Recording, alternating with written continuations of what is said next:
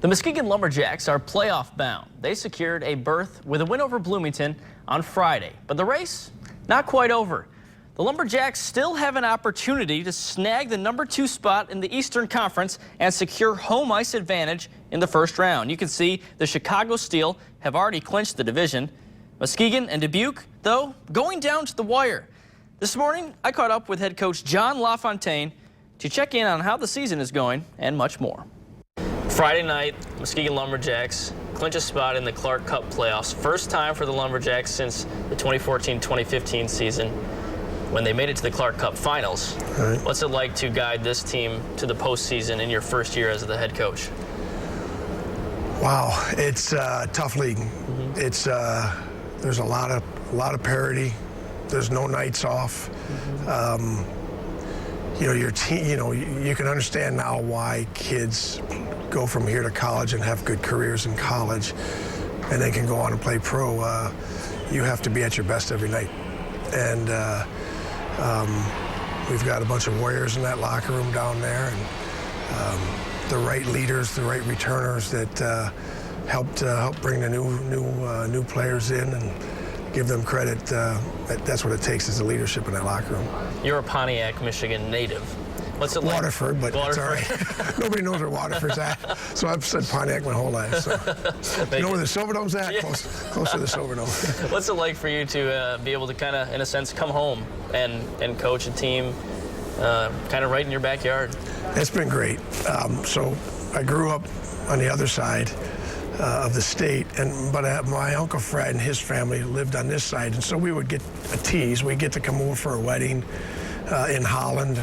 We'd get to come over for a family reunion, and we'd get to see the beaches, and boy, they know what it's like over here. So when I got to, but that was it. So I mean, I really didn't get to spend a lot of time, and didn't really understand how much, why they loved it so much. And when I moved here, I moved earlier before my wife, Lori, it was a beautiful summer. It was in August, and I kept telling her it's like being on an ocean beach. It's that nice here. And love the hockey community.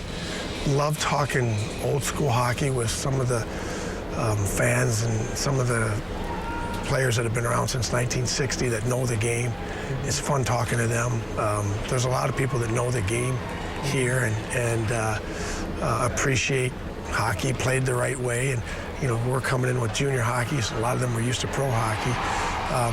But you can see that these guys and the way they play and how hard they play is slowly winning more fans, and that's been great to see.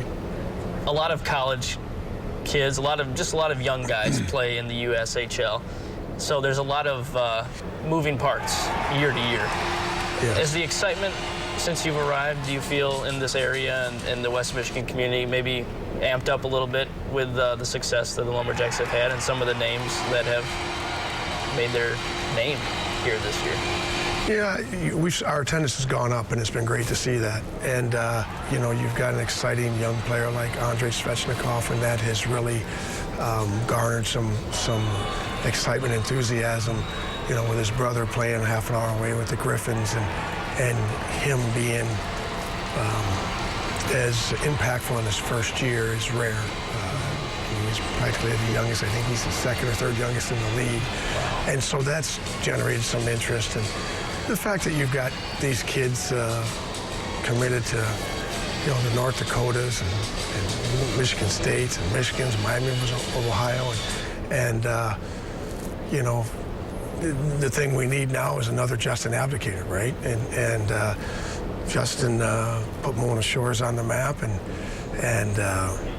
if we could get somebody from the Lumberjacks organization, from Muskegon or from the Lumberjacks to do what he's done, I think you see, wow, that's proving grounds for NHL development. And the USHL is really it continues to improve in that manner every year for the last 3 or 4 years straight. More NHL draft picks, exciting high caliber players that have a chance to make it. It's amazing how many kids, Brock Besser just left North Dakota, goes and plays with Vancouver, scores a goal in his first game he played in the USHL for Waterloo. So I think he played 2 years or a year and a half. So many kids are moving on, having really good college careers, but now they're also moving on to the next level as more college kids are playing pro hockey. So it's an exciting brand of hockey. It's a fast brand of hockey, and now that you see these kids are making it to the highest level, you see why people could get hooked on it, that's for sure. You just finished up the home slate of the regular season. 2 more games left on the calendar on the road this upcoming weekend, and then the Clark Cup playoffs start. What's the confidence level of this team as you guys head to the postseason? They're playing their best hockey, and they're very confident in that locker room. It would be nice if we could finish second and have home ice. Right now, we're right there tied for second, so with only 2 games left, and we're going to give it our best. It's been tight all year. You know, there's 4 or 5 teams in this division, there's 4 or 5 teams in another division that on any given night can beat anybody. So it's who's peaking at the right time. And, you know, we feel like we have as good a chance as any to be standing in the end. We're going to enjoy every game. We're going to enjoy every series, and hopefully make a strong run. Awesome. Coach, well, we appreciate the time today and wish you the best of luck in hopefully a deep playoff run. Thanks, Zach. Appreciate the support.